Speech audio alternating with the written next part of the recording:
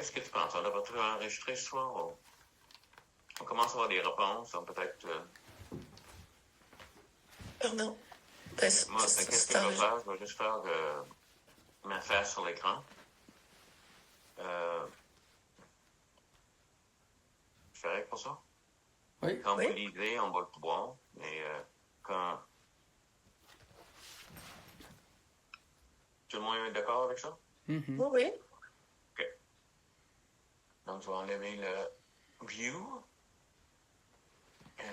speaker.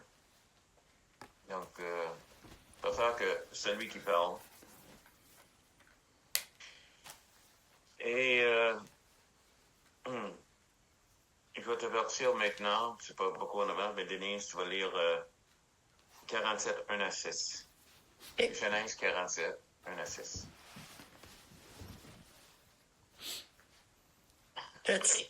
Je pensais que c'était... Tu bougeais pas, donc je pensais... C'est toujours... Ah, non, c'est correct. C'est correct, tu me diras quand, là, Genèse 47, 1 à 6. OK, je vais mettre enregistré. Okay.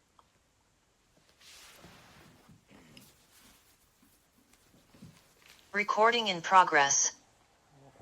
Bonsoir. Comme dernièrement, je suis en train d'enregistrer nos réunions. Et tous les mercredis soirs, on a une réunion où l'enseignement est pas aussi long.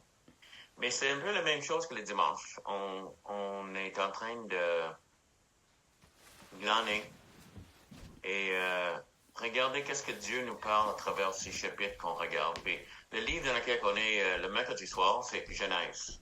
Et si c'est... En tout cas, on n'a pas mis les vidéos de toutes les autres semaines. Donc, et on est rendu à Genèse 47. Puis, ça se peut que tu te dis, mais qu'est-ce qui s'est passé? C'est quoi les choses qui sont passées avant 47? Mais, juste pour te donner une idée, Dieu a créé l'univers. Ça, c'est arrivé au début, chapitre 1 de Genèse. Ça débute là. Et Dieu a envoyé le monde, et le monde a rempli, puis là, Dieu a détruit le monde. Genèse 6. Donc, et là, Dieu a sauvé 8 personnes. Et ces 8 personnes ont recommencé la race humaine. Il y a des choses qui se passent, hein? C'est incroyable, ce livre-là. Et ça va. Et c'est toutes des choses que Dieu est en train de nous montrer. Et là, c'est Genèse, on va dire le début. Et donc, on voit le début de la création, le début de cette nouvelle population de la Terre qui est sortie de Noé. Donc, on voit un jour, il y a quelqu'un qui est né en Ur, en Chaldée, et 75 ans plus tard, encore jeune, il part d'Ur, son nom est Abraham, et de lui va venir le peuple de Dieu. C'est le début là. Et après ça, on a vu Isaac, donc encore le peuple de Dieu est en train d'être établi. Il y a un fils, Jacob et Isaü, 2 fils. J'ai dit un fils, 2 fils. Et de Jacob va descendre Israël. Même Jacob, un jour, est appelé Israël. Donc, toutes ces choses sont vraies. Donc, on voit le début d'Israël. On voit Abraham qui se met de côté, qui s'établit et achète la terre dans la terre promise, que ça lui appartient, même s'il est nomade toute sa vie. Et plus tard, Isaac qui est là. Éventuellement, Jacob qui s'établit dans le pays d'Israël. Et on est rendu que Jacob a un fils, il y a 12 fils. Mais on parle surtout un fils qui s'appelle Joseph. Et Joseph, on voit sa vie. Il s'en va en Israël, il prit esclave en vendu par ses frères. Et de là, il est emmené en Égypte. Et en Égypte, il reste 13 ans. Mais dans la 13e année, il fait quelque chose pour Pharaon qui est incroyable. Pharaon voit que la main de Dieu est sur lui. Et en dans d'un jour, il part d'être esclave à être la deuxième personne le plus haut en Égypte. Égypte, c'est le pays le plus puissant sur la terre à ce moment-ci. Et lui devient l'esclave, il devient celui qui dirige Égypte, parce que Dieu a sa main sur lui. Et qu'est-ce que c'est? C'est une histoire de la main de Dieu. Dieu choisit Abraham, Dieu a choisi Isaac, Dieu a choisi Jacob. Et chacune de ces personnes sont en train d'établir. Et si Israël existe aujourd'hui, et on sait que c'est le miracle qui existe, c'est parce que Dieu voulait. Et ça, c'est les origines. Ça, c'est les débuts, le livre des débuts. Tous ces débuts, il y a plusieurs d'autres débuts que je n'ai pas mentionnés. Mais toutes ces choses-là sont en train de se passer. Donc, qu'est-ce qui s'est passé? Pas mal de choses. Et c'est débuté au commencement, Dieu. Ça, c'est les premiers 3 mots de la Bible. Et jusqu'à la fin, Dieu. Dieu a sa main. Dieu est en train d'agir et Dieu veut agir pour toi. Parce qu'il t'aime. Tu sais, c'est incroyable. Il veut le faire. Puis, il a décidé à pas d'Abraham, et il a décidé à pas d'Isaac et Jacob. Chacune de ces personnes-là a eu de l'opposition. Même la dernière chose qui les est arrivée, c'est une famine qui est incroyable. Juste des choses destructives et immesurable. C'est comme, si jamais tu as vu des famines comme des pays comme Afrique et toutes ces choses-là, on sait comment c'est terrible sur les personnes. On sait, moi, j'ai jamais vécu une famine. Mais on sait comment que c'est des bébés qui sont des squelettes, et des personnes qui ont des squelettes. Cette famine se passe maintenant, dans les chapitres qu'on est en train de lire, et une chance que Joseph était établi en Égypte. On dirait que c'était arrangé avec les gars du but. C'est incroyable. Non, Dieu a arrangé ça pour que Joseph pourra emmener sa famille de 70 personnes en Égypte pour leur sauver la vie, mais aussi les établir une fois pour tous comme un pays à part. Et là, on rentre dans le chapitre 47. Et je vais demander à Denise de lire les premiers 6 versets de Genèse 47. Oui. Joseph alla avertir Pharaon et lui dit, « Mes frères et mon père sont arrivés du pays de Canaan avec leurs brebis et leurs bœufs et tout ce qui leur appartient. Et les voici dans le pays de Goshen. » Il prit 5 de ses frères et les présenta à Pharaon.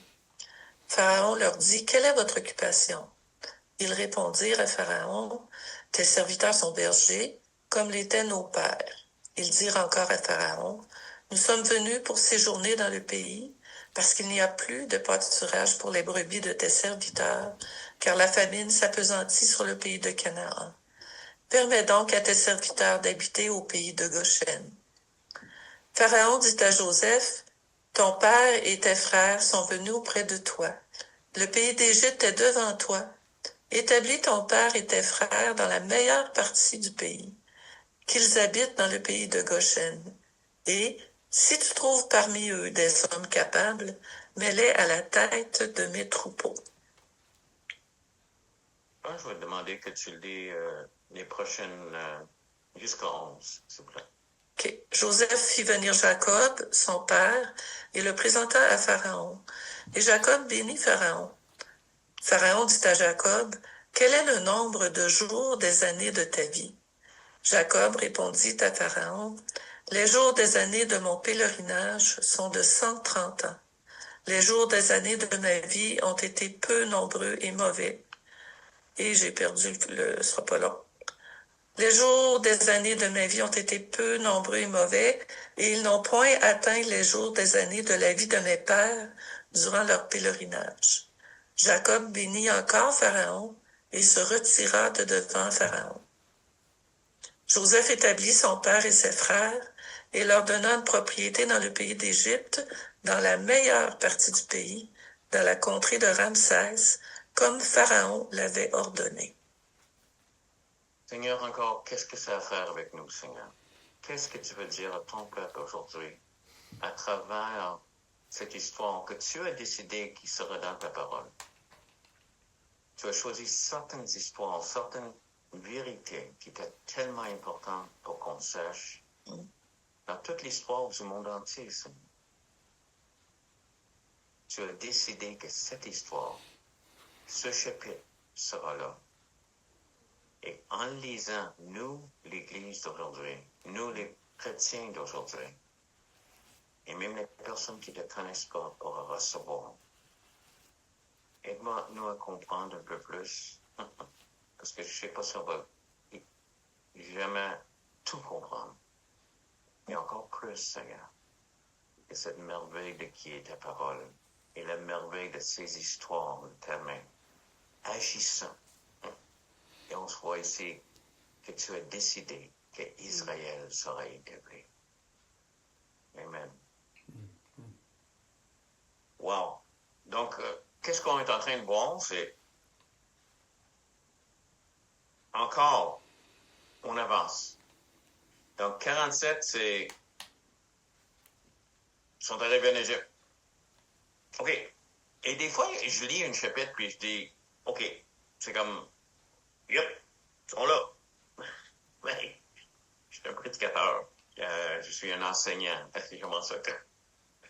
On va-tu parler de le pays d'Égypte? Voici, dans cette partie-là, on avait des magasins. Il y avait une pyramide dans ce coin-là. Il voulait que le Seigneur me parle. Et quand j'ai déjà expliqué ça sur une autre des vidéos que je fais, je glane. Autrement, glaner pour moi, c'est passer sur un champ et ramasser. Qu'est-ce que tu pouvais? Tu ne ramasses pas tout, mais qu'est-ce qui touche? Et pour moi, glaner ici, il y a des choses que le Seigneur me parle. Oh, je ressens que c'est Dieu qui me parle. Et donc, OK. Donc, il y a toute une histoire qui est arrivée ici. On l'a regardé, on a partagé ça ensemble. Donc, c'était fantastique. T'as manqué quelque chose. Mais tous les mercredis soirs, à 6 heures, tu peux nous rejoindre. On va vous laisser l'adresse Zoom et tu pourras nous rejoindre. C'est de 6 à 7 heures. Donc, c'est pas long, mais c'est tellement... Tu auras la chance de me voir. Peux-tu imaginer quelque chose de meilleur que ça? Non, pas vraiment. Mais on regarde la parole ensemble. Et si tu as des questions, ça aussi, on va laisser notre adresse courriel. Donc, tu peux nous poser des questions, c'est des commentaires, OK. Donc, je débute en 47. La famille est arrivée. Et encore, juste le fin de 46, il y a quelque chose de bizarre qui est dit. C'est que la dernière chose que ça dit en chapitre 46, le verset 34, c'est que car tous les bergers sont en abomination aux Égyptiens. Ouais. Mm-hmm.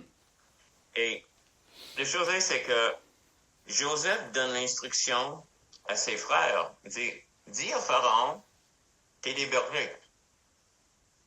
Puis ça, c'est l'abomination aux Égyptiens. Puis j'étais curieux. Ici, c'est pas tellement quelque chose, je sais pas si c'est de bénissant ou quoi, mais c'est juste une information.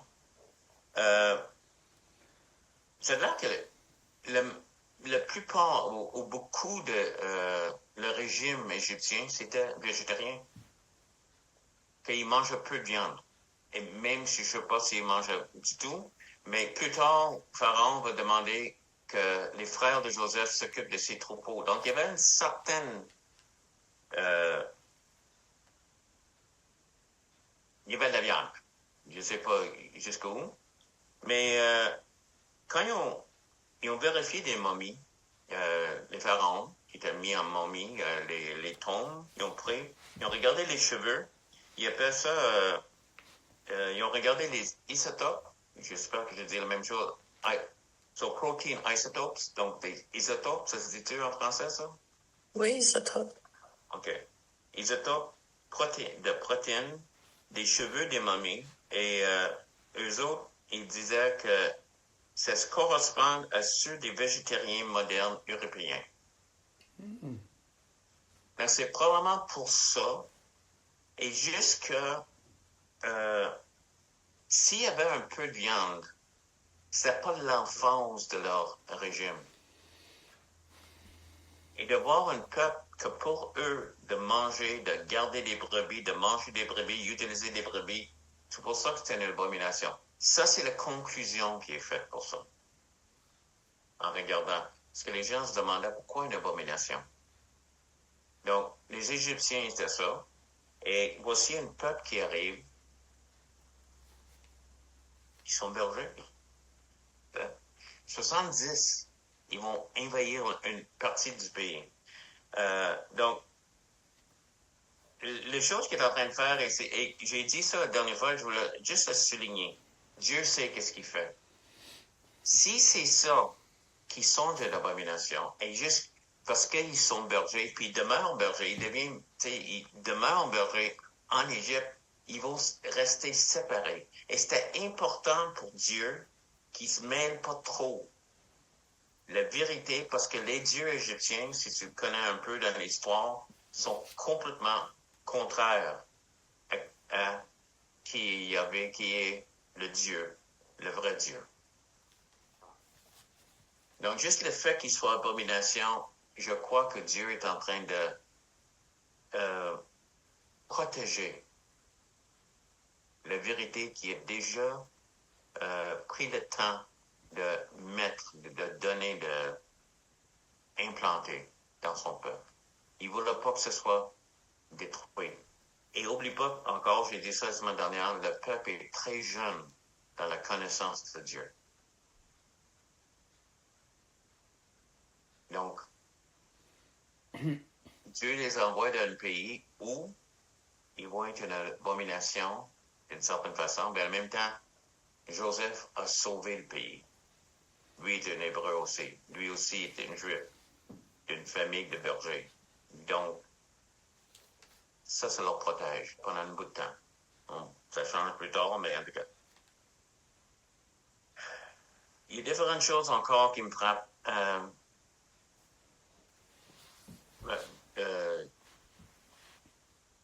Regarde comment il pense.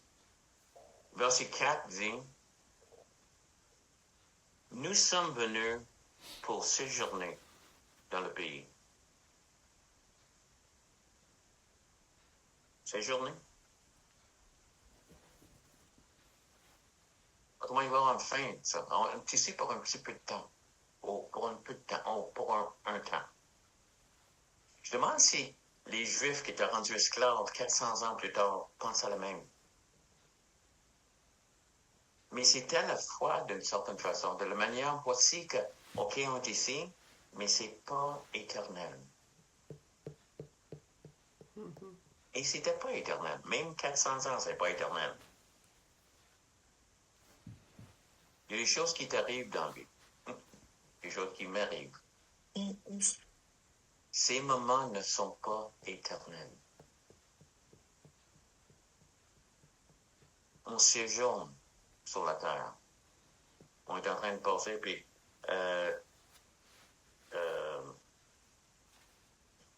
Jacob,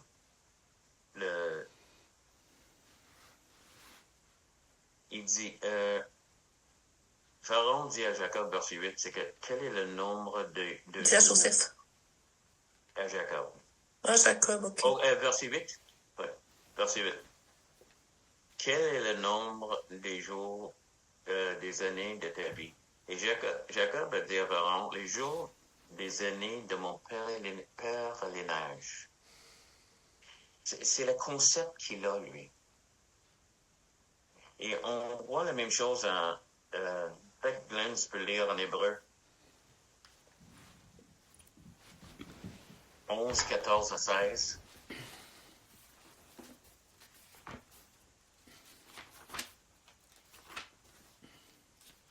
Oh. OK. Hébreux 11, 14 à 16. Ceux qui parlent ainsi montrent qu'ils cherchent une patrie. S'ils avaient eu en vue celle d'où ils étaient sortis, ils auraient eu le temps d'y retourner. Mais maintenant, ils en désirent une meilleure, c'est-à-dire une céleste. C'est pourquoi Dieu n'a pas honte d'être appelé leur Dieu, car il leur a préparé une cité. Amen. Si tu vois le contexte de ce chapitre, en chapitre 11, on parle de ceux qui ont vécu dans la foi. Puis il y a des choses qui étaient bien, on voit la résurrection, toutes sortes de choses, puis on voit des choses qui étaient mal. Puis on voyait du monde qui était pauvre et qui se promenait dans la pauvreté, mais qui cherchait quelque chose de plus grand. La manière que Jacob est en train de dire, les jours des années de mon pèlerinage sont 130 ans. Les jours des années de ma vie ont été peu nombreux et mauvais. C'était dur pour lui. Et si tu connais l'histoire de Jacob, voici, il a vécu les choses. Mais,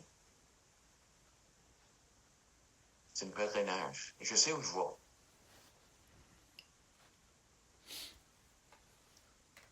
Il sait pourquoi il vit.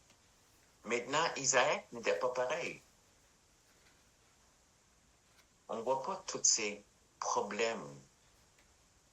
Ni est-ce que c'est promis à chacun. On va voir des problèmes, des tribulations sur la terre. Mais pas toujours la même mesure.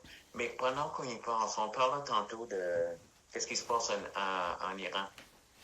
Et comment il y a des chrétiens en train de mourir. Parce que ils sont chrétiens. Puis ceux qui sont là, les chefs musulmans, n'acceptent pas ça, ils sont en train de les tuer. Il y a du monde en train de mourir. Sachant que c'est pas fini. On est passagers, on passe ici. Aussi, qu'est-ce qu'on parle tantôt? Et ça, c'est qu'est-ce qu'il ne faut pas oublier. Quand Jésus a dit, comme on est sur un pèlerinage, mais Jésus nous a montré comment prier en Matthieu 6. Puis il dit, Père, que ton règne vienne sur la terre comme au ciel. C'est pas qu'on oublie la terre non plus. Sur l'Iran, sont en train de maintenant, les ambulances, les hôpitaux, tout ça, peuvent pas prendre les personnes qui se sont faites tirer dans la foule. La garde républicaine est en train de juste tirer le monde, tuer le monde. Donc, c'est les chrétiens qui vont les chercher. Parce que dans leur tête, il ne faut pas qu'ils meurent sans connaître Christ. Donc, ils jouent le rôle des infirmiers, des ambulanciers et tout ça. L'Église fait ça.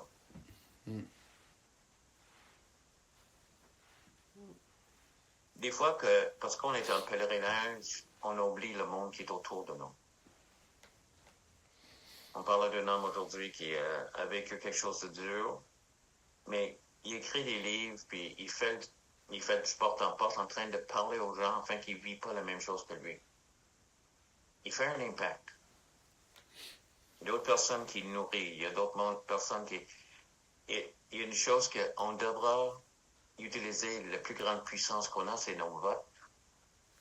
De voter pour ou contre des choses. Il ne faut pas que l'Église devienne politique, mais il faut que l'Église dise non, l'avortement n'est pas correct. Non, transgenre, c'est pas correct. Et on n'est pas en train de sauver les personnes leur âme pour l'éternité, on est en train de les sauver d'une situation qui peut les affecter, les causer des problèmes, afin qu'ils aient le temps de connaître Dieu. C'est ça que les Iréniens sont en train de dire. On va les sauver, on va les témoigner. Et s'ils n'acceptent pas le Seigneur, on va les laisser mourir. Pas vraiment. C'est pas ça. Ils sont en train de dire, regarde, il ne faut pas que ces personnes-là... Et on doit avoir cette mentalité comme Église. On est sur un pèlerinage. On sait la fin. La plus grande chose, on veut emmener du monde avec nous.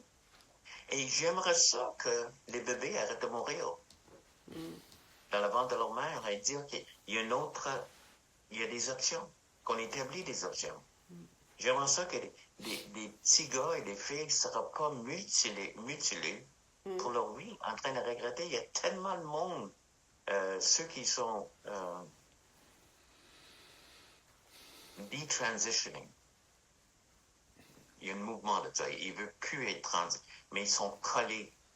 Ils parlent tellement comment c'est affreux, la pression qui est sur eux. Il y a une fille qui vient juste de gagner 2 millions de dollars aux États-Unis parce que la pression des psychologues et d'autres choses. Parce que si on ne parle pas, il y a d'autres qui prêchent, il y a d'autres qui disent des choses et des enfants sont affectés. Pour le restant de leur vie. On est sur une pèlerinage. J'ai écouté un homme l'autre jour parler de comment on devrait voter.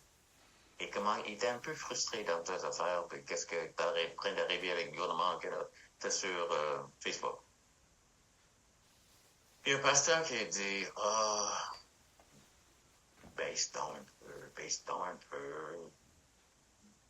Son rhetoric, en français, on dirait c'est discours. Rhétorique. Hein? Son discours, sa rhétorique, c'est bon. Son discours était trop dur. Puis tu prends ça cool, man.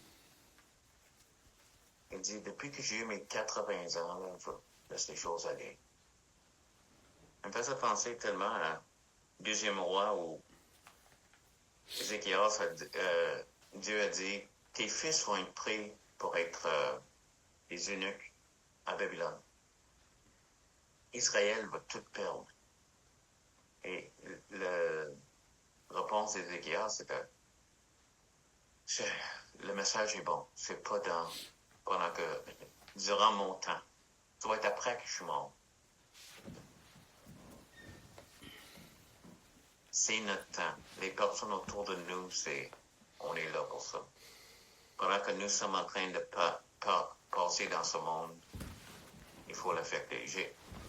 Il y a des personnes ici, Linda et Glenn, qui sont en train de prêcher l'Évangile.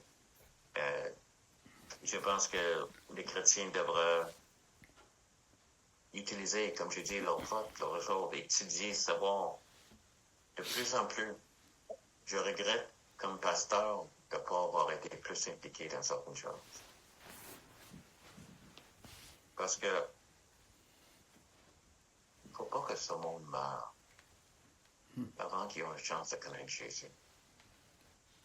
Il y a beaucoup de bébés, des millions de bébés qui sont avec le Seigneur, faut dire. Mais il y a d'autres personnes qui sont mortes. Maintenant, des choses comme ça sont en train de les tuer. Est-ce que l'Église a quelque chose à faire là-dedans? Oui. Est-ce que l'Église est sur un pèlerinage? Oui. Et ça a pris une direction ce soir que je m'attends là-bas. Mais, à travers cette pèlerinage de Jacob, même Égypte, il s'est sauvé. As-tu réalisé? Parce que Jacob a eu Joseph, et Joseph a sauvé Égypte. Non seulement son peuple, et Égypte était loin d'être juste. Alléluia. J'espère que c'est clair. Moi, je me demande. Je ne sais pas qu'est-ce qui se passe dans ma tête des fois. Moi, je sais que j'ai mes notes ici. Je prie toujours au Seigneur, guide-moi. Puis là, je suis en train de parler, puis dans ma tête, ça va. On est rendu où, là? Moi, je ne suis pas supposé être à Genèse. Mais ça me parle. OK? C'est Genèse, c'est du monde. C'est notre monde. Parce qu'on n'a pas changé. On a des meilleurs, on a toutes sortes de gadgets, puis des autos et toutes des autres choses. Puis on est le peuple. On est du monde. Et ça, depuis Genèse jusqu'à l'Apocalypse. C'est ça que tu trouves, la race humaine. Et dans cette place, nous qui sommes chrétiens, nous avons la vérité. Et dans cette vérité, c'est d'aimer ton prochain. et fatigué. Donc, je vais peut-être dire toutes les autres choses que je vais dire la semaine prochaine. Mais j'aimerais ça qu'on entende. Si tu es chrétien, affecte le monde. Au moins, utilise le vote que tu as pour faire quelque chose. Puis, est-ce qu'on est responsable? Oui, on prie sa volonté sur la terre comme au ciel.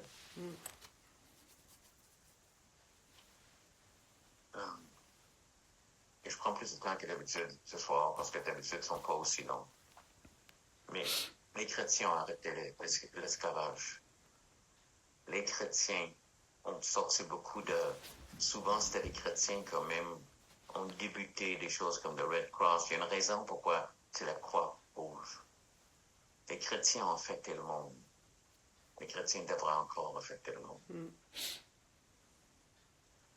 On est sur un pèlerinage. On cherche une cité à la fin. Mais qu'est-ce que je veux, c'est qu'il y ait la plupart du monde.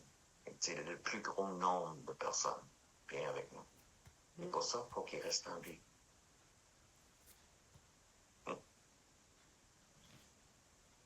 Merci de m'avoir écouté.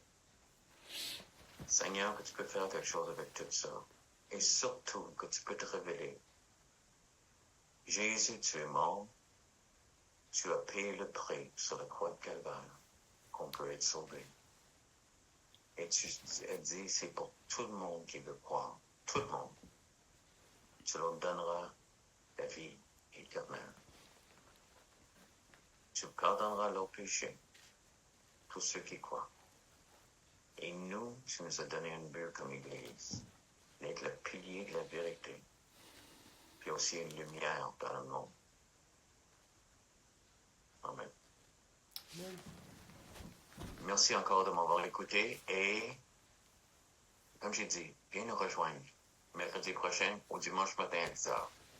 Et si vous avez des questions, écris-moi. Recording stopped. OK. J'ai un commentaire. Oui. OK, donc Genèse chapitre 46 à la fin, comme vous avez mentionné, de cette manière vous habiterez dans le pays de Goshen, car tous les bergers sont en abomination aux Égyptiens. Mais si nous lisons dans le verset 6 du chapitre 47, qu'ils habitent dans le pays de Goshen, et si tu trouves parmi eux des hommes capables, mets-les à la tête de mes troupeaux. Oui. Alors, Pharaon avait des troupeaux, mais les troupeaux, en fait, des Israélites étaient en abomination, le métier de berger. C'est parce que les Égyptiens avaient des troupeaux qu'ils aimaient beaucoup, qui, justement, pour leur lait et la laine, justement, c'était comme un plaisir pour eux autres. Mais ce qui était en abomination, en effet, aux Égyptiens, c'est le fait que les Israélites les tuaient et les mangeaient. C'est pour ça des raisons. C'est que même les Égyptiens avaient un peu de viande. Mais il n'y avait pas l'emphase. La seule raison que tu étais un berger, c'était pour une des choses, il y avait la laine et tout ça, mais une des grandes choses, c'était la viande. Et juste le fait qu'ils mettaient l'emphase là-dessus, c'était une abomination pour les Égyptiens. Ouais. Donc, tu as raison. Qu'est-ce que tu viens de dire, c'est vrai. Ils avaient des troupeaux et c'est pour ça qu'il y avait un peu de viande. Mais comme il dit, les momies, c'était comme un végétarien européen. Oui. Donc, je sais pas qu'est-ce que ça veut dire. Et je sais même pas c'est que combien de viande qu'ils mangeaient, mais c'était juste la chose que j'ai trouvée. Donc, c'est une question que j'avais, que je trouvais. Je sais pas si ça change notre vie, mais... Oui. Mais ils n'avaient pas l'habitude, les Égyptiens, de tuer leurs troupeaux. Non. Non, c'est ça. Non. C'est ça l'affaire. Comme tu dis, le lait et les autres choses. La laine, c'est ça. Oui, Ouais, exactement. c'est ça. Ouais, c'est ça, en tout cas. Oui. OK, ma grande question encore. Mais c'est quand même... Est-ce qu'il y avait une suite ce soir? L'idée ou ça avait l'air trop? Ben là, est-ce que